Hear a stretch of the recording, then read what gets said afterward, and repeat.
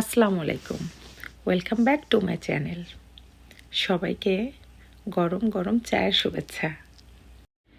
আজ চলে এলাম ছোট্ট একটা ব্লগ নিয়ে, আশা করি আপনাদের ভালো লাগবে।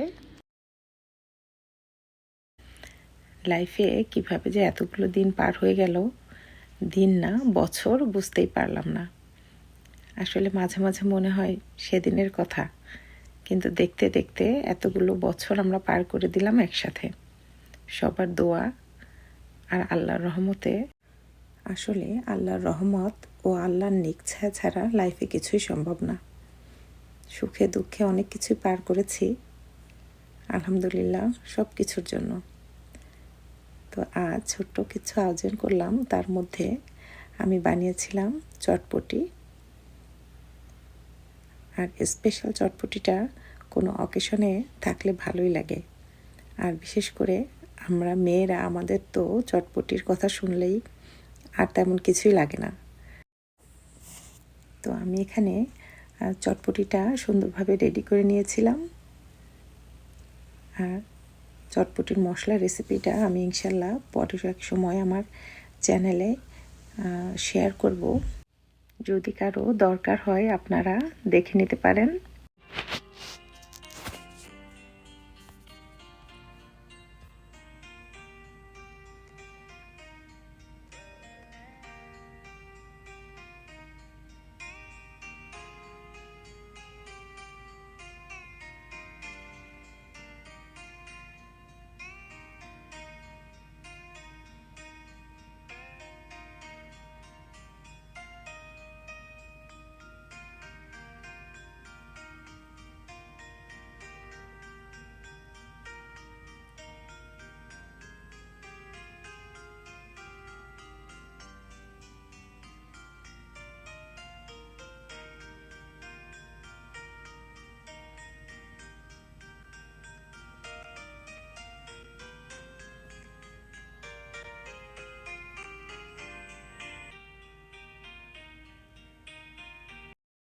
আজ আমি শেয়ার করছি স্পেশাল একটা মজাদার ডেজার্ট।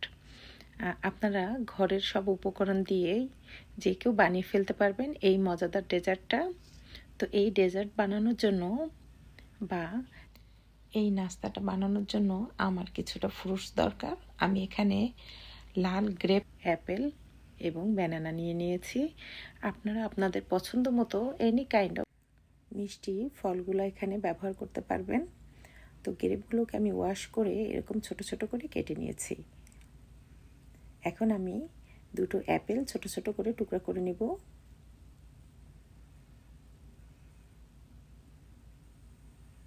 আপনার এখানে পেয়ার বা অন্যান্য আর যা যা ফ্রুটস আছে এগুলো ইউজ করতে পারেন। আমার ঘরে যা ছিল আমি সেটা দিয়ে মেক করছি। আর ব্যানানাটা তো আসলে সব ফলেরই রাজা বলতে হয়, কারণ এরকম ডেজার্টের মধ্যে ব্যানানাটা আসলে অনেক মজা লাগে।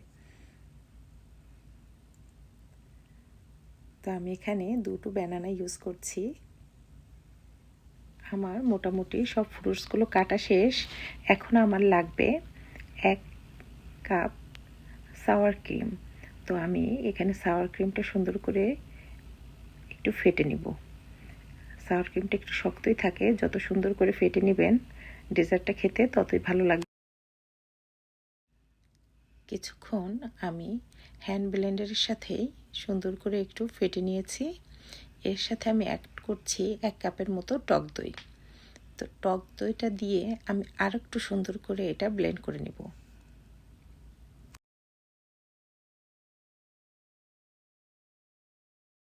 আমি এখানে ক্যানের নারিকেল এবং তালের শাঁসটা ইউজ করছি। আর এরকম তালের শাঁসটা আপনারা সব রকম চাইনিজ দোকানেই পেয়ে যাবেন। তো এই তালের শাঁসটা এই ডেজার্টের মধ্যে আসলে খেতে খুবই ভালো লাগে। আর নারকেলগুলো আমি এইভাবে শেপ করে কেটে নিচ্ছি। আপনারা আপনাদের পছন্দ মতো এনি শেপ করে কেটে নিতে পারেন। এখন ওই মিশ্রণের সাথে আমি আমার কাটা সব ফ্রুটসগুলো অ্যাড করছি।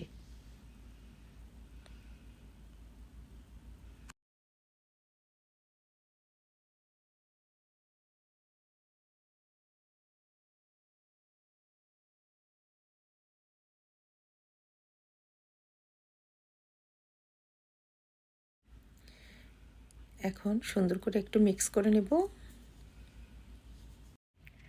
এই ডেজার্টের সবচেয়ে মজার পার্ট হলো আমি এখানে 2 চামচের মতো কাস্টার্ড রান্না করে নিয়েছি। এই কাস্টার্ড পাউডারটা আমি একটু ফ্রিজে ঠান্ডা করতে দিয়েছিলাম। এখন আমি সুন্দর মতো কাস্টার্ড পাউডারটা এই ডেজার্টের মধ্যে দিয়ে দেব।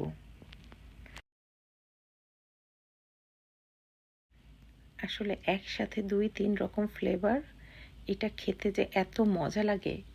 আপনারা যে কেউ যখন এরকম কোনো কিছু খেতে ইচ্ছে করবে আমার রেসিপিটা ফলো করে বানাবেন। আশা করি আপনারা একবার না বারবারই খেতে চাইবেন। আমি এই ডেজার্টটাকে ওভারনাইট ফ্রিজের মধ্যে রেখে দিয়েছিলাম এবং বের করে আমি এখানে অ্যাড করেছিলাম ভ্যানিলা আইসক্রিম। তো এই আইসক্রিমটা আপনারা যখন এটাকে সার্ভ করবেন তার কিছুক্ষণ আগেই অ্যাড করবেন, না হলে আইসক্রিমটা গলে গেলে খেতে এত বেশি ভালো লাগবে না। তো আপনারা আপনাদের পছন্দ মতো any kind of ice cream, any ফ্লেভারের আইসক্রিম দিতে পারেন। তো এই যে আমার হয়ে গেল একটা খুব ইজি রেসিপি। যদি আপনাদের আমার ছোট্ট ব্লগটা ভালো লাগে আমার সাথে থাকবেন। দেখা হবে ইনশাল্লাহ নেক্সট কোনো ব্লগে। সেই পর্যন্ত ভালো থাকবেন, দোয়া করবেন। আমরা সবাই সবার জন্য দোয়া করব। আর আমাদের এখানে খুব স্নো পড়ছে। স্নো তো ভালোই লাগে, তারপরেও বাহিরের জীবনযাত্রা একটু দুর্বিষহ। তো দোয়া করবেন, সবাই ভালো থাকবেন। দেখা হবে নেক্সট কোনো ব্লগে। আল্লাহ হাফেজ।